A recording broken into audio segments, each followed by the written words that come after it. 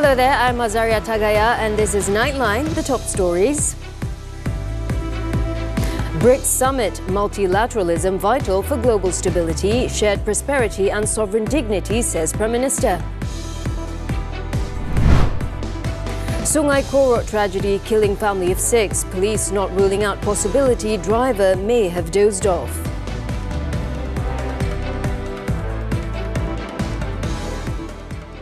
Good morning. Malaysia strongly holds to the policy of multilateralism as the basis of global stability, common prosperity and sovereignty of a nation. This was expressed by Prime Minister Datuk Seri Anwar Ibrahim in his speech at the 17th BRICS Summit in Brazil. In his opening speech at the summit, the Prime Minister said the meeting was held as the international order was under severe strain. Anwar added that the institutions meant to uphold cooperation were faltering under the weight of new realities. Trade is increasingly shaped by politics, while technology is framed by security. And the rules that once governed global engagement are being selectively applied or ignored. All of this can be witnessed in the ongoing crisis in West Asia. This strain and fracture is best exemplified by the utter failure to stop the genocide in Gaza and the Israeli aggression against Iran. Malaysia's position is unequivocal. Multilateralism is vital for global stability, shared prosperity and sovereign dignity. The Prime Minister also stressed that Malaysia's position is straightforward. Multilateralism is vital for global stability, shared prosperity and sovereign dignity. According to Anwar, for multilateralism to endure, it must do more than express common values. Now, Anwar also held bilateral meetings with several leaders on the sidelines of the summit. Anwar held a meeting with his Indian counterpart Narendra Modi, where both leaders examined the vast potential for expanding strategic cooperation between Malaysia and India across various sectors, including trade, investment, digital technology and defence. Putrajaya and New Delhi also highlighted the importance of ensuring regional peace and stability and voiced their support for fair and peaceful resolutions to international issues such as Palestine and Jammu Kashmir. Malaysia also welcomes efforts to enhance ASEAN-India relations ahead of the ASEAN-India Summit this October, in line with the spirit of mutually beneficial cooperation.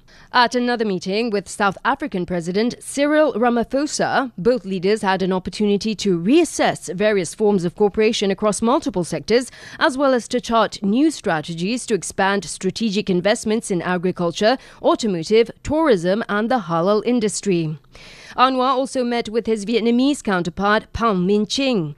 The Prime Minister had met Chinh during the 46th ASEAN Summit in Kuala Lumpur last May, as well as during his visit to Hanoi to attend the 2nd ASEAN Future Forum 2025 in February. Malaysia is currently Vietnam's third largest trading partner within ASEAN and the 9th largest globally. The Prime Minister also had a meeting with his Egyptian counterpart Mustafa Madbouly. Both leaders agreed to further elevate the relationship between the two countries through cooperation in various fields. Also discussed were the latest developments in Gaza and the humanitarian situation in Iran. And on the sidelines of the summit, Anwar had a meeting with World Trade Organization WTO Director General Dr. Ngozi Okonjo-Iweala. During the meeting, the Prime Minister said that Malaysia fully supports a comprehensive reform of the WTO. According to him, there is a need to breathe new life into the organization so it can better navigate issues such as artificial intelligence, digital trade and climate policy in the future. The meeting was held to discuss the organization's role in addressing current global trade challenges. In Anwar's meeting with the delegation from Brazilian aircraft manufacturer Embraer, led by its president and CEO Francisco Gomes Neto, he said the government is committed to strengthening the national aviation industry ecosystem and is ready to assist investors in achieving this goal. This will be accomplished through investor-friendly policies, local talent development and high-impact technology collaboration. According to him, this aligns with the government's aspiration to position Malaysia as a leading aerospace hub in the ASEAN region, boasting a highly skilled workforce and a robust, competitive industry ecosystem. The Prime Minister also had a meeting with New Development Bank NDB President Dilma Rousseff. Anwar said Malaysia will conduct a comprehensive review of potential membership in the bank, taking into account various aspects, including the required commitments and the effectiveness of participation in the institution. NDB is a multilateral development bank established by the BRICS nations. U.S. Secretary of State Marco Rubio will make his first trip to Asia since taking up his post, travelling this week to Malaysia for meetings with ASEAN allies. In a statement on Monday, his office said the trip starting Tuesday will see Rubio, who is also U.S. National Security Advisor, focus on U.S. policy in Asia after months of the White House concentrating on the wars in Ukraine and West Asia. Spokesman Tammy Bruce said in a statement, in Rubio's first trip to Asia as Secretary of State, he is focused on reaffirming the US's commitment to advancing a free, open and secure Indo-Pacific region. The visit also comes as many countries around the world are waiting for the next step in US President Donald Trump's tariff wars. A deadline on the tariffs is due to expire on Wednesday.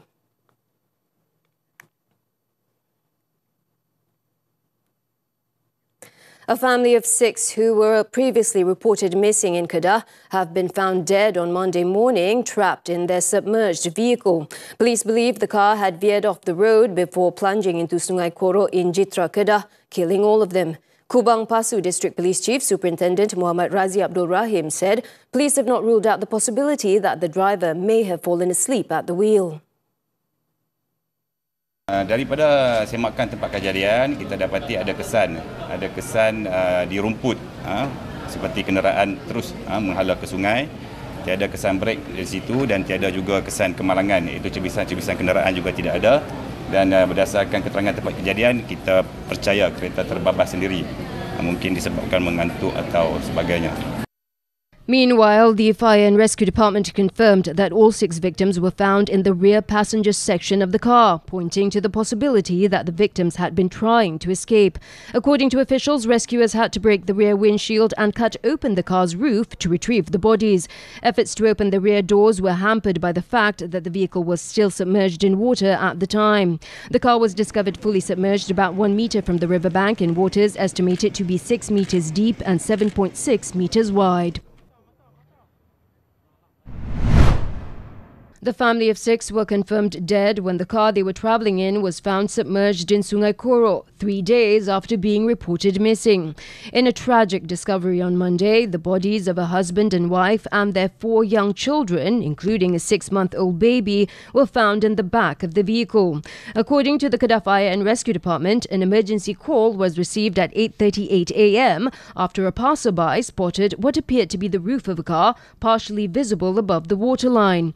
A team of 18 firefighters from the Jitra Fire and Rescue Station was immediately dispatched to the scene. Family members at the scene were seen in tears as the bodies were brought out of the water. The bodies were sent to the Sultanah Bahia Hospital in Alor for post-mortem examination. The couple's eldest daughter, aged 12, was not in the car at the time as she had stayed over at her aunt's house in Jitra. Earlier, the alarm was raised by the younger sister of the deceased who lodged a police report after the family failed to return home or make contact since Saturday.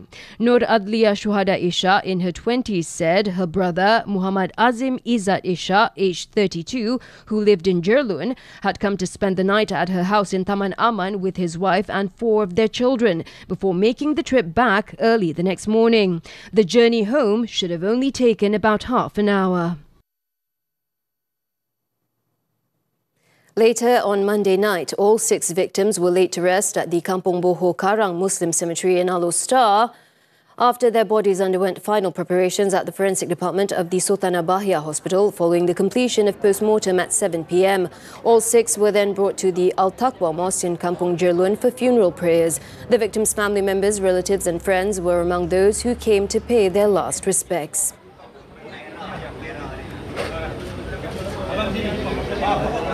Makmum kerana Allah. Jadi kalau tak ada apa-apa, saya serahkan.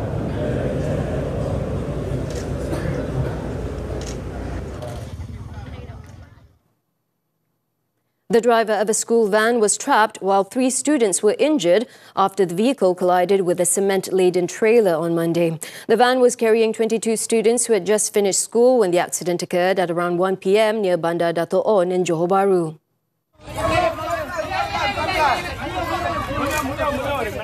The incident occurred along the southbound side of the North-South Expressway near the Bandar Dato' On exit. A team from the Tebrau and Kempas fire stations were dispatched to the scene upon receiving a distress call about the incident. The 45-year-old female van driver was found trapped in the driver's seat and sustained injuries. Firemen took about 30 minutes to extricate the trapped driver using special equipment before handing her over to paramedics for further treatment. 3 students, 1 boy and 2 girls, also suffered minor injuries, while the remaining 19 students were unharmed. The 32-year-old trailer driver also escaped unharmed. All injured victims were rushed to the Sultan Ismail Hospital in Johor Bahru for medical attention.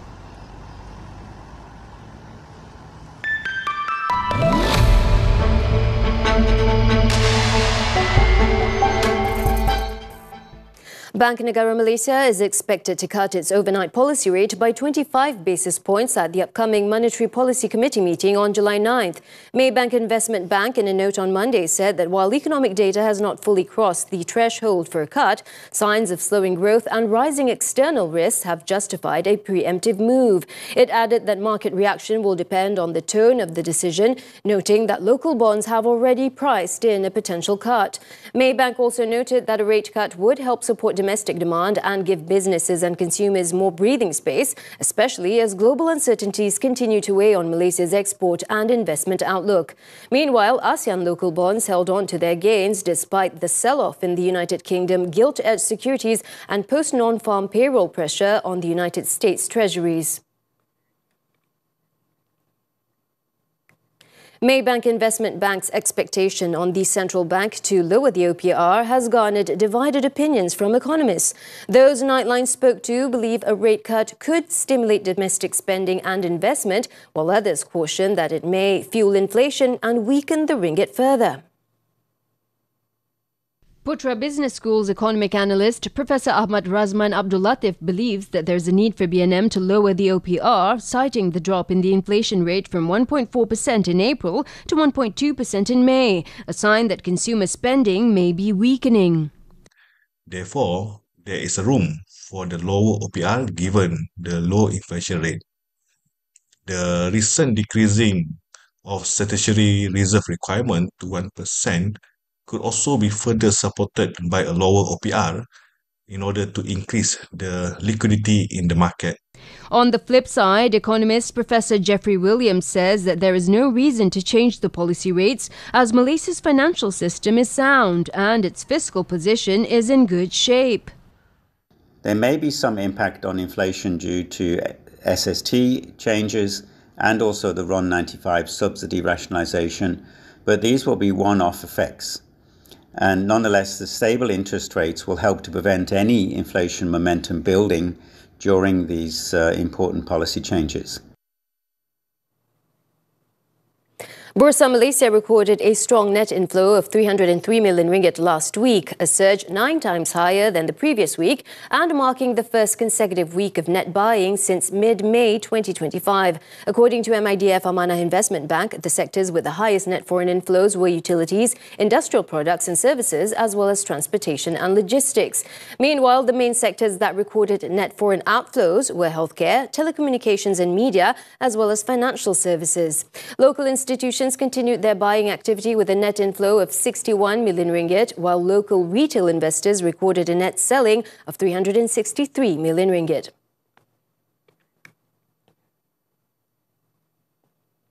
Developing countries attending the BRICS summit on Monday dismissed US President Donald Trump's claim that the bloc is quote-unquote anti-American, following his threat to impose an additional 10% tariff on them. China's Foreign Ministry spokesperson Mao Ning said that tariffs should not be employed as instruments of coercion or pressure and emphasized that BRICS promotes mutually beneficial cooperation and does not target any specific country. Earlier, Trump accused countries aligning with the emerging BRICS nations of displaying quote-unquote anti-American sentiments following their criticism of its tariffs during a summit.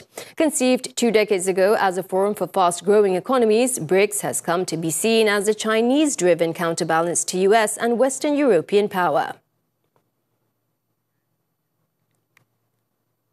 In the meantime, Trump plans to announce trade deals and deliver tariff warnings on Monday as countries negotiated through the weekend to avoid the highest punitive measures on their exports to the US before a Wednesday deadline.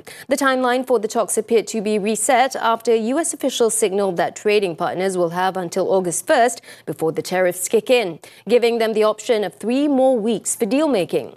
For weeks, the administration warned that Trump would impose levies on July 9th for countries failing to secure an accord, reverting to the levels announced on so-called Liberation Day on April 2nd. Heading into the final days before the July 9th end of Trump's 90-day reprieve of so-called reciprocal tariffs, Treasury Secretary Scott Bessent said 18 major trading partners are the priority, with several big agreements expected to be announced.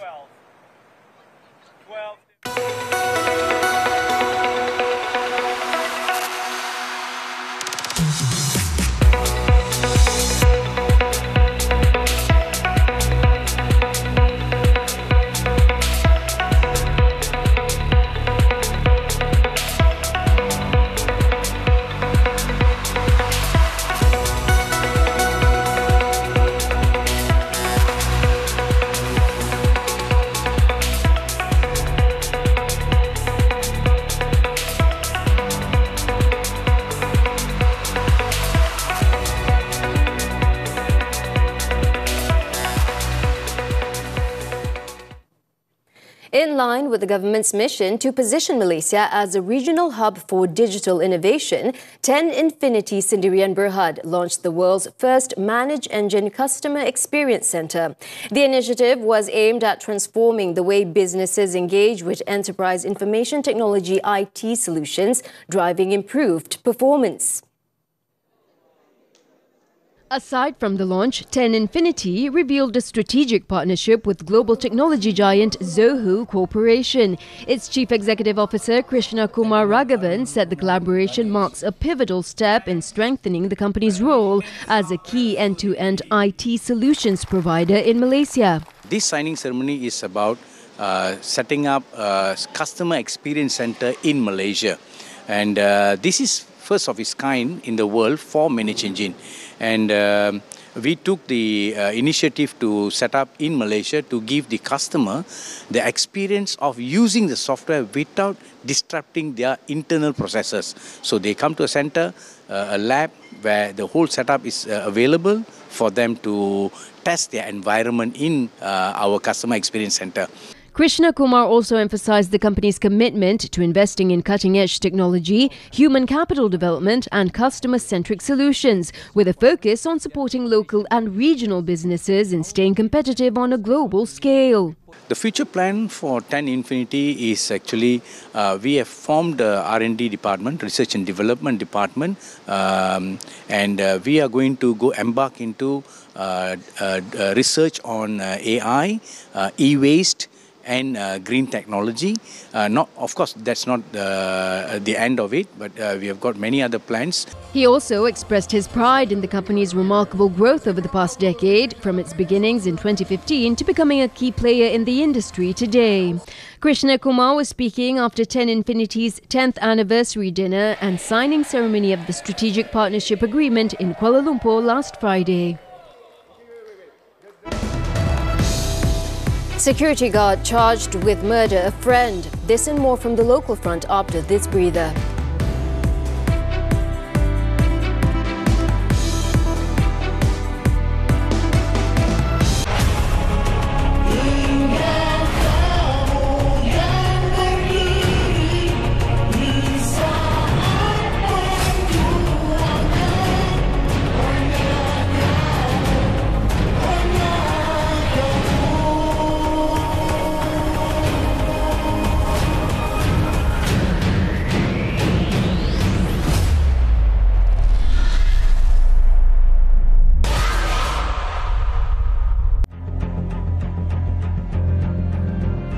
Dia kata dia mabuk, tapi macam mana dia bawa motor kat sana dan berhenti di situ? Yang anak sulung dia dengar bunyilah macam dia menjerit. Bila dia kena bakar, isteri dia teriak kuat. Dia menangis dan teriak kuat.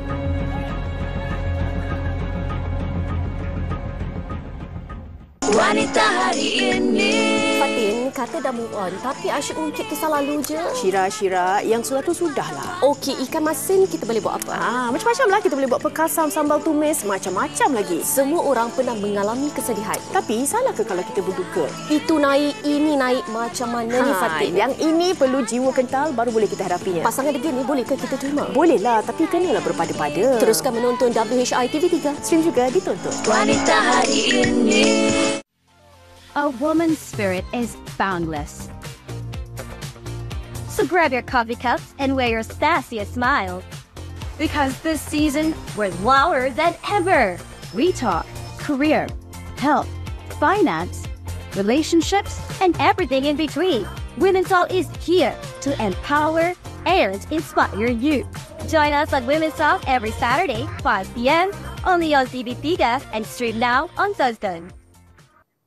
Welcome back. A bill to increase the number of seats in the Sarawak State Legislative Assembly from 82 to 99 was tabled during a special sitting on Monday. The proposed increase is part of efforts to ensure fairer and broader representation for the people of the state. Sarawak Tourism, Creative Industry and Performing Arts Minister Datuk Sri Abdul Karim Rahman Hamzah, who tabled the bill, said it comes in response to demographic changes, urban expansion and a rising number of voters, including young voters aged 18 and above, which necessitate a restructuring of representation. It's both reasonable and necessary. It will enhance accessibility to governance. It will ensure the needs and concerns of the rakyat are more efficiently and more effectively addressed.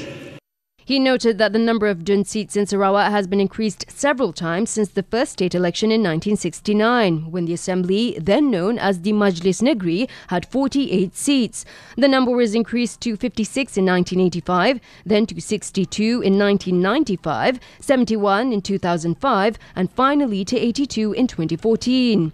He said the proposed addition is necessary, especially in vast rural constituencies, where a single assemblyman currently represents a geographically large area. If approved, the new ordinance would take effect on a date to be determined by the Yang di-Pertua Negeri of Sarawak, and the 2014 ordinance would be repealed. A security guard was charged at the Kuala Lumpur Magistrates Court with the murder of his friend 2 months ago. In the incident on May 25th, it is understood that an argument broke out between the victim and the suspect, who left the scene but returned shortly after to attack the victim with a machete. 39-year-old K. Nagintira nodded to indicate that he understood the charge after it was read out to him before Magistrate S. Arun Jyoti. No plea was recorded as murder cases are under the jurisdiction of the High Court. According to the charge sheet, he's accused of murdering 44-year-old K. Kumaran at around 9:23 p.m. near Taman Intan Baiduri in Sentul on May 25th. The charge under Section 302 of the Penal Code carries the death penalty or an imprisonment term of not less than 30 years and not exceeding 40 years and no less than 12 strokes of the cane upon conviction. No bail was granted. The court set September 10th for mention and for submission of the post-mortem report. In Malacca, a single mother and her boyfriend have been remanded for a week to assist in investigations into the death of a 15-month-old baby girl believed to be a victim of abuse. The incident is believed to have taken place on Sunday night at a shop in Pulau Sebang, Alor Gajah. The Alor Gajah Magistrates Court issued the remand order for the suspects aged 20 and 24 until July 13th. The incident came to light after the mother brought the baby, unconscious, to the Tampin Hospital at 11 p.m. The doctor, who found bruises on the baby's abdomen, back and anal area, then lodged a police report. Preliminary investigations revealed that at about 6:30 p.m, the woman had taken her child to a shop where her boyfriend worked. She then left the baby with her boyfriend to buy food. The suspect claimed that the child was unresponsive when he tried to wake her at 10:30 p.m. before taking her to the hospital. The baby received treatment but was pronounced dead 30 minutes later. Woman found guilty of murdering parents-in-law with toxic mushroom meal. The details when Nightline returns.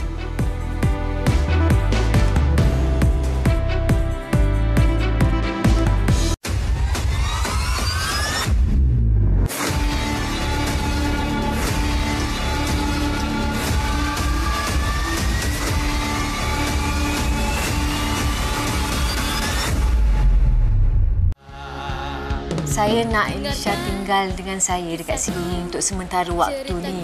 Jangan mengaku papa baby lagi. Tapi you ingat I happy ke kalau kita gunakan cara macam ni untuk ambil Elisha daripada Didi? Sekarang aku percaya kau. Kau betul-betul dah move on. Aku tak nak bersubahat dengan kau. Tapi kalau Alisha tahu perkara ni, dia akan benci kau sampai bila?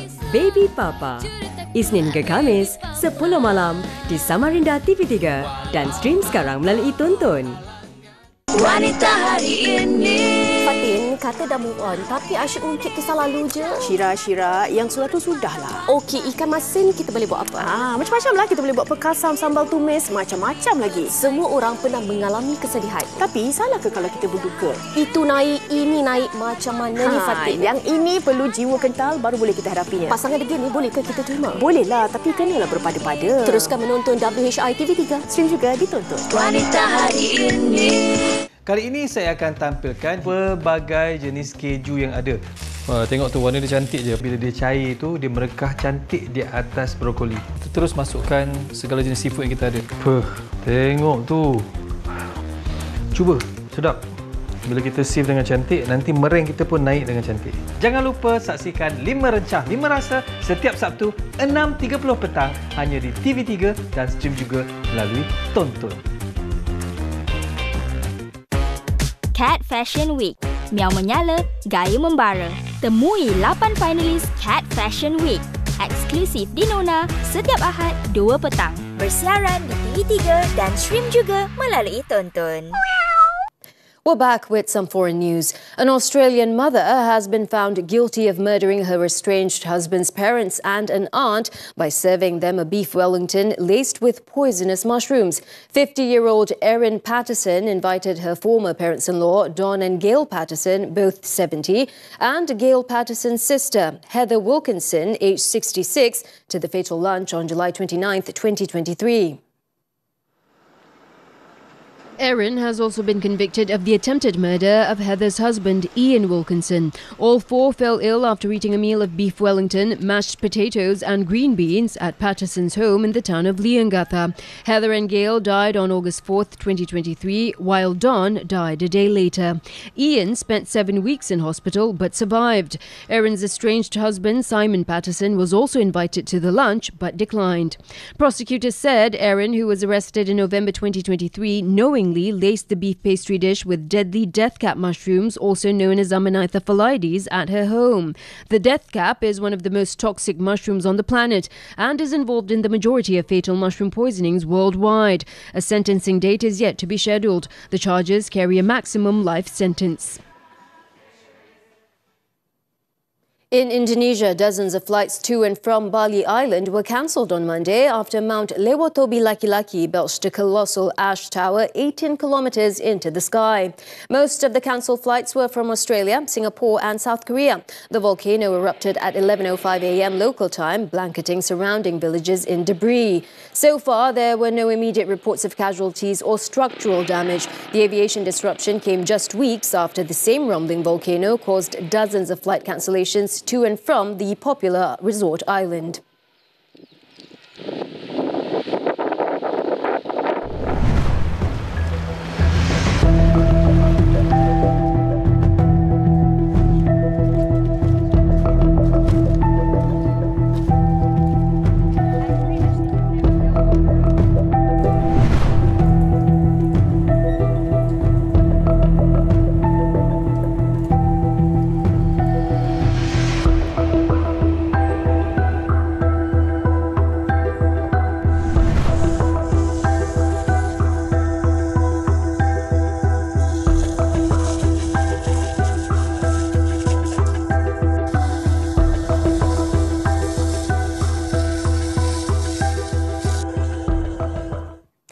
Turning to sports now, Wushu, the 2025 Taolu Asian Cup. The national squad delivered an impressive performance in the tournament, bringing home a total of 11 medals, 1 gold, 7 silver and 3 bronze. The inaugural championship took place in Songyuan from July 5th to 6th, marking a new chapter in regional wushu competition. The nation's sole gold medal was earned by Clement Ting Su Wei, who delivered an outstanding performance in the men's Gunshu event with a score of 9.676. Fellow Malaysian Danish Aizat secured the silver medal, while Hong Kong completed the podium. 6 other Malaysians also took home silver medals, including 2019 world champion Tan Chong Min in the women's Nangun event, Brian T. Kai Ji in the men's Nanchuan category, and the duo of Sydney Sin Si Juan and Wong Zi Hong in the Taiji Chuan pairs event. Malaysia also secured 3 bronze medals, with Pang Pui Yi and Si Shin Ping earning podium finishes in the women's and men's Jianshu events respectively, while the trio of Danish Aizad, Si Shin Ping and Brian T claimed bronze in the men's Dalian event. Moving on to badminton, Malaysia's professional singles shuttler Lee Zijia has withdrawn from the 2025 Japan Open, which will be held from July 15th to 20th. The latest development was reflected on the Badminton World Federation website, which stated that the 27-year-old player will not be competing in the tournament. However, no official statement has been issued by his team regarding his withdrawal. Lee was supposed to make his comeback from ankle injury in the Japan tournament, but has been forced to delay his return to competition.